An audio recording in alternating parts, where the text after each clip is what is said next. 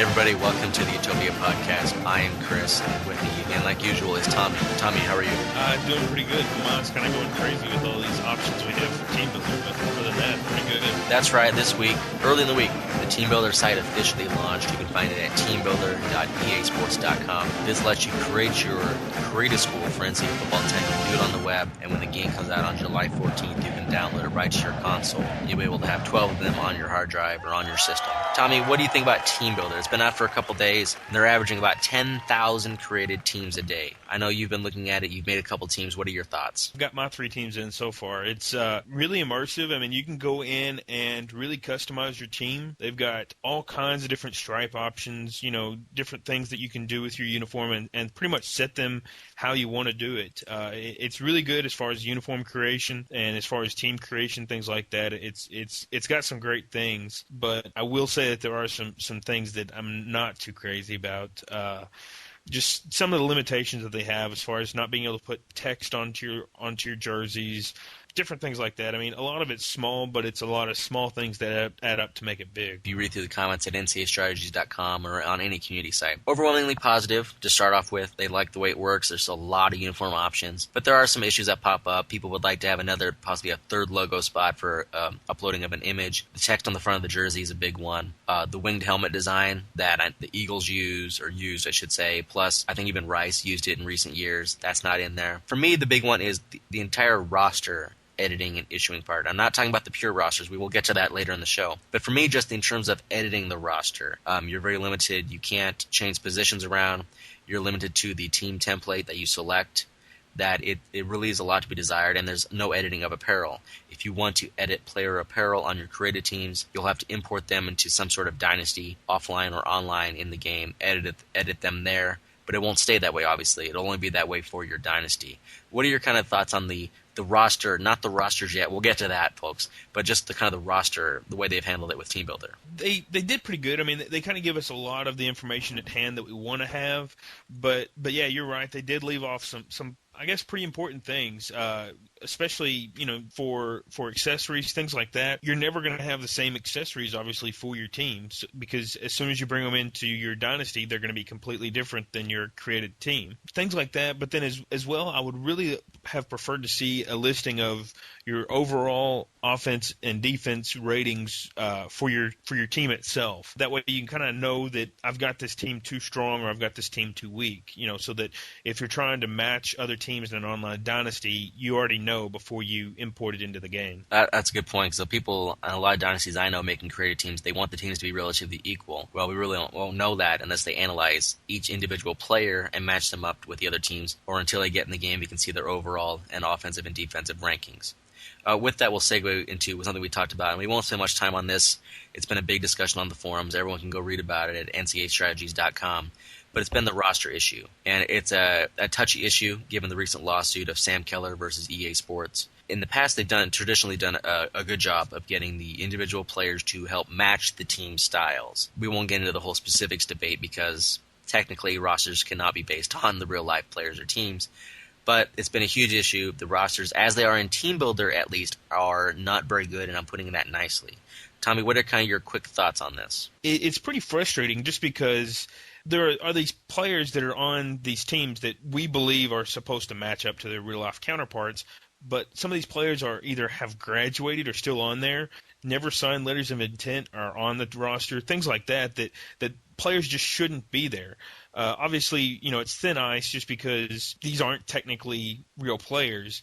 But at the same time, that you still expect, I guess, from years past, we expect them to match up with teams that we've seen, and they're just not doing that. I know it was stated Pasta Padre was out at E3 this week, and he said that he was told that the TeamBuilder rosters are final. That leaves a lot of gray to be interpreted. Does that mean that these are the final game rosters? Does that mean that there will be a difference between TeamBuilder and the game rosters? We really don't have a clue what's going on with them right now. So now we're going to have to hope that when the IGN and the media sites get their versions of the game just days before release, and they go out and they post their videos and ratings and team information, that we can compare it to TeamBuilder, if TeamBuilder hasn't been updated already, with possibly a new roster, to really see what's going on here and to find out what the real story is. This Thursday, we had another blog entry. It kind of wrapped up Season Showdown, the third key, the big cog Season Showdown. The first two were skills and strategy. This one is sportsmanship.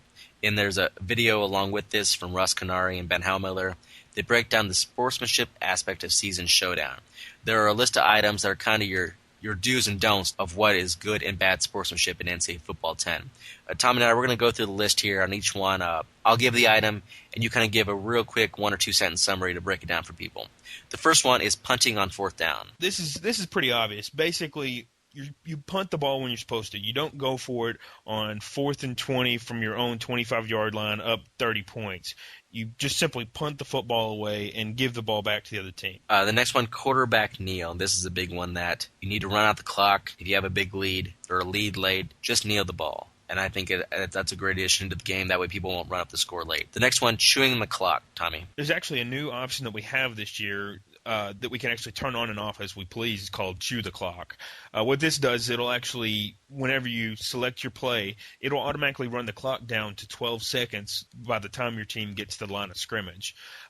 What they want you to do in this case is turn that on late in the game, let the clock run down, and specifically let it run down to around 5 seconds before you actually snap the ball.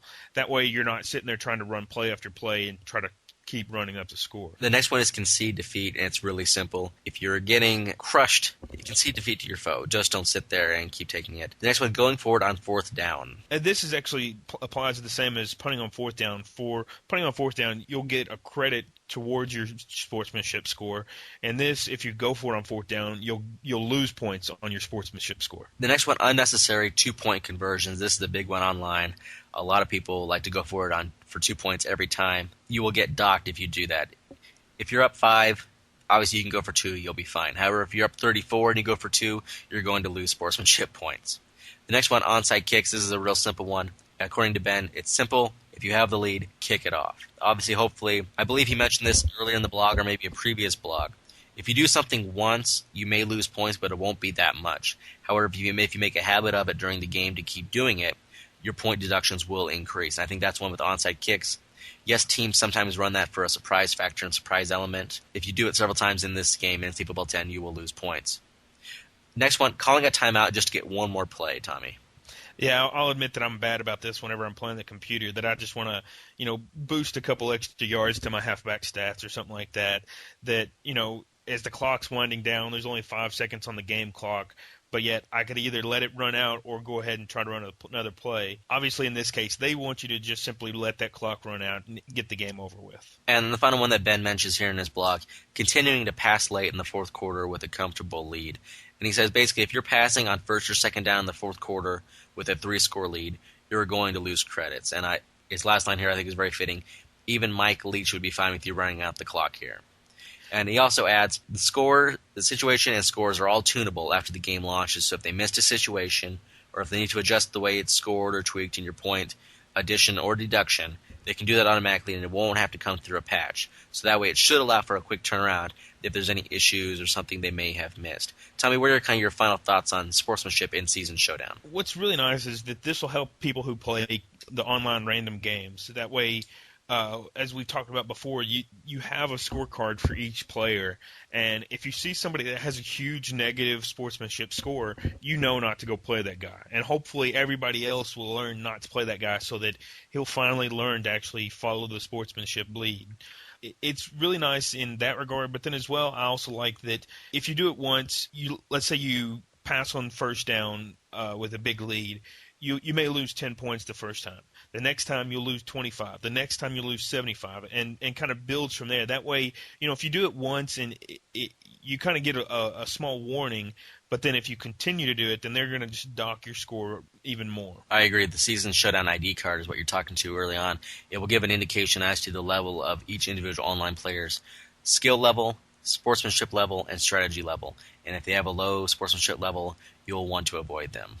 So with that, that's going to wrap up this edition of the Utopia podcast. But first, Tommy, how many days are we away from the release of NCAA Football 10? We're sitting here right now on June 5th. As of right now, June 5th, we're sitting at 39 days. For those that are picking it up at midnight, it's just 38 and some change. So we've just got a little bit over a month just to go through that final push. Hopefully everybody can kind of keep their patience and keep their wits as we go through this time together. For Tommy, this is Chris. Everyone, thanks for listening to this edition of the Utopia podcast.